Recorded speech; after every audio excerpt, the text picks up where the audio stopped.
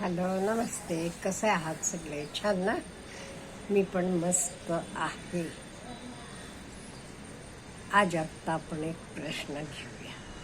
त्याच्या आधी जे लोक ईमेलवरनं प्रश्न विचारतात ते आपलं नाव घ्यायला नको असलं तर तसं लिहावं, माझं नाव घेऊ नका म्हणून.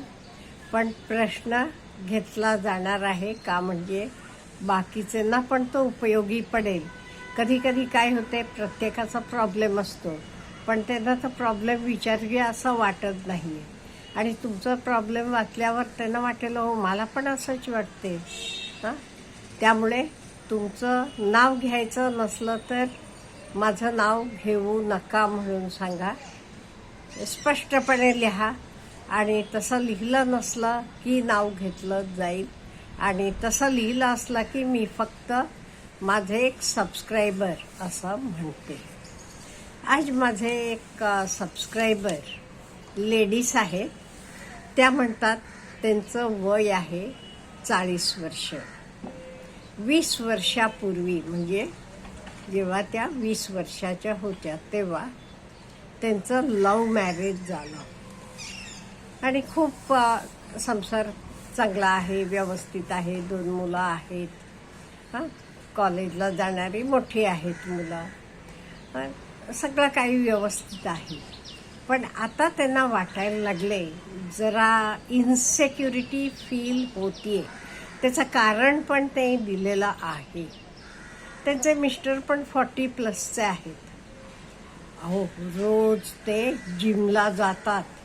स्वतःची बॉडी फिट ठेवायला, छान राहायला एवढा प्रयत्न करतात. रोज ऑफिसला जायचे आधी मेकअप, म्हणजे काय क्रीम म्हणा, तर हे सगळं लावतात. झोपायच्या आधी पण एवढे करतात. मला भीती वाटायला लागली आहे, हे काही कोणाला तरी इम्प्रेस करण्यासाठी करतात का? हे ना कुठले तरी मुलीवर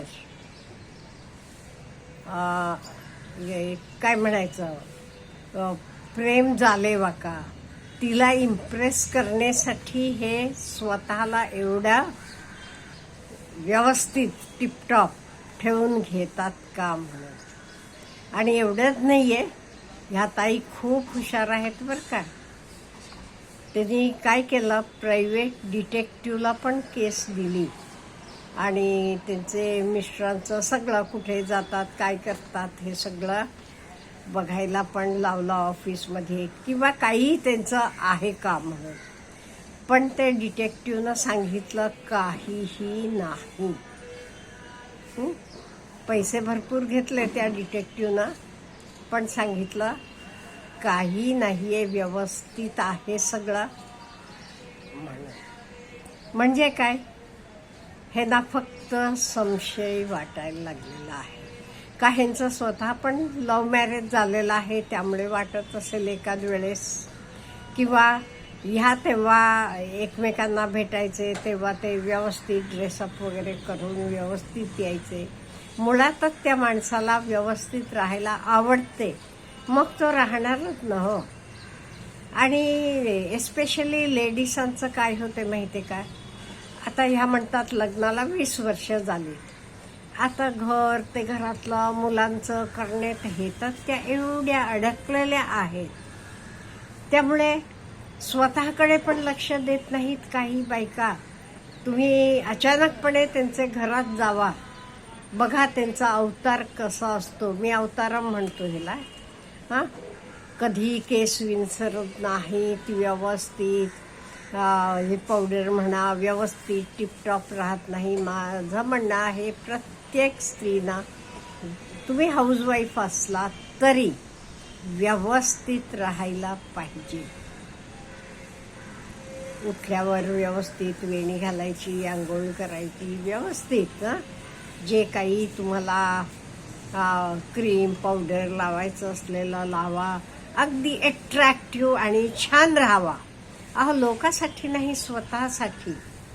स्त्रिया का अशा वागतात म्हणजे हे बरेच स्त्रियांचं होते बरं का. मी पूर्वी एक व्हिडिओ केला होता बघा, एम्प्टी नेस्ट सिंड्रोम म्हणून.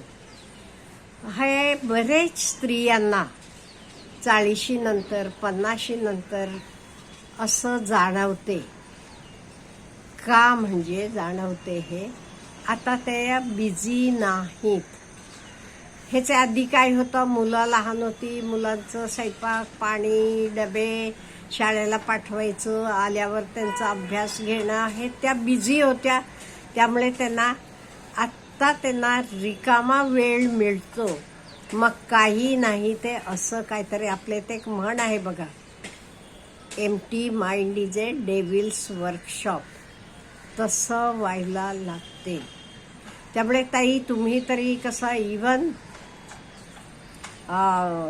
प्रायव्हेट डिटेक्टिव्हला सुद्धा पाठवून झालं, काही नाही म्हणतात ते. आणि तुम्हाला तुमचं प्रेमविवाह आहे, तुम्ही दोघेही एकमेकांवर प्रेम करून केलेलं आहे, मग ते नाही तसं कसं वागतील, तुमचं तुम्हाला कळेल ना. त्यामुळे हे काय झाले, तुम्ही स्वतःला जरा बिझी राहावा.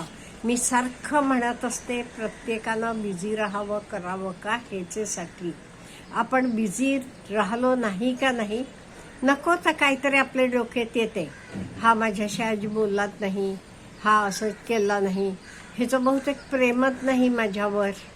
आता ह्या इथे ताईंना वाटायला लागले तसं, त्यांना वाटायला लागले, अयो ह्याचं माझ्यावर प्रेमच नाही का काय, हे माझ्यावर माझी काळजी घेत नाहीत का काय, स्वतः एवढं नीट नेटकं तयार होऊन स्वतः लक्ष देऊन ऑफिसला जातात, म्हणजे काय कोणावर तरी इम्प्रेस करायचं आहे का त्यांना.